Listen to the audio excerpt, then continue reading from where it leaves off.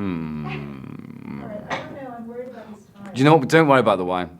I know, I think Oh, hang on. You are going to be greeted by St. Peter with a huge smile. I'm ready. Yeah, of course. Okay. You know, as far as I'm concerned, my first memory was watching Daley Thompson win the decathlon Olympic gold medal at Los Angeles, which is 1984. And you're like, how can I possibly not have a thought before the age of 6? That's just weird. You suddenly take interest in things like that you've never cared about before. It's like, oh my God, it's the semi-final of the judo and there's an English person in it. Brilliant. Come on, slam him down, whatever it's called.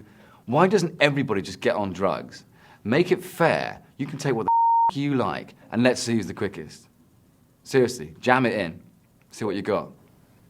I remember seeing Harvey when I was very, very, very young. It had quite a stupendous effect on me, really, because I kind of thought, that's, well, just Jimmy Stewart being brilliant, and also the idea that you could have a best friend who's a 7-foot rabbit was quite cool.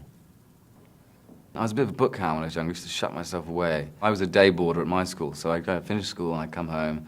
I would generally eat 5 packs of crisps, 7 currant buns and 2 pints of milk, and then I'd go upstairs and just like, I've got no one to play with now. My brother's gone away. So I'd sort of, if you'll excuse the expression, entertain myself. And let's face it, I probably was doing a lot of that as well. Anyway, first part. Oh God, I think it was Prince Charming.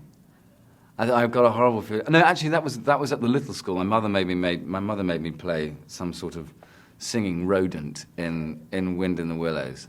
One of my finest performances. Michelle Halford was her name. She was Little Minx, and yeah, I had a kiss on stage. It wasn't particularly enjoyable, but it was my first. On women and on acting, I don't think I wasn't hugely hooked on acting at that point. But then again, I think the thing that I loved was that my mother did direct amateur dramatics, and so it was quite an extraordinary world of people smoking and laughing and drinking, and it was quite exotic. I think auditioning is brilliant. It just scares the hell out of me. So yeah, the director of Match Point, Woody Allen, he was like, well, could you be here at this time at 9 in the morning and someone will come and meet you in the square? It was all quite secretive. It started to rain, so I was sort of smoking outside, and I was like, you may be Woody Allen, but hurry the up, it's pissing down rain out here. Sorry, pardon my French. And so I looked like a drowned rat by the time I actually got in to meet him. And the meeting lasted for about a minute and a half.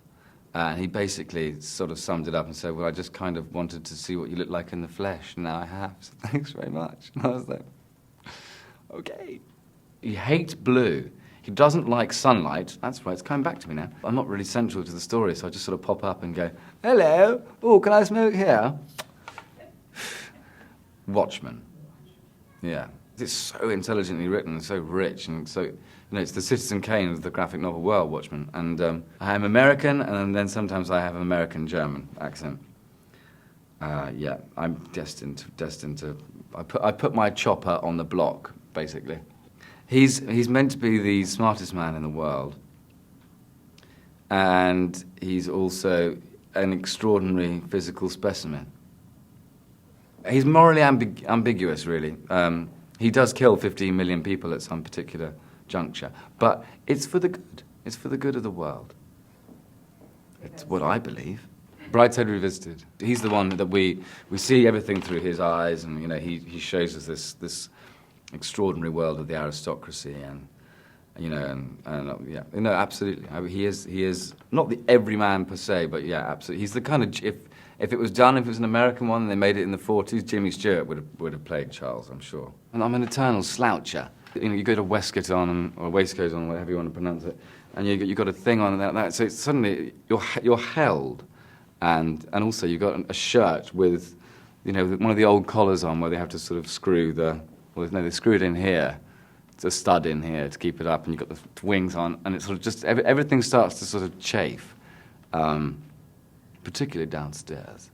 And so you just, it keeps you in a certain position. So, I mean, together with that and filming at Castle Howard, I would say 99.9% of my job was done for me. But then I might be talking myself out of a performance, so I don't really think that. Good, because my final sip as well. Let me get it out of the way on camera. you. I miss you. Yes.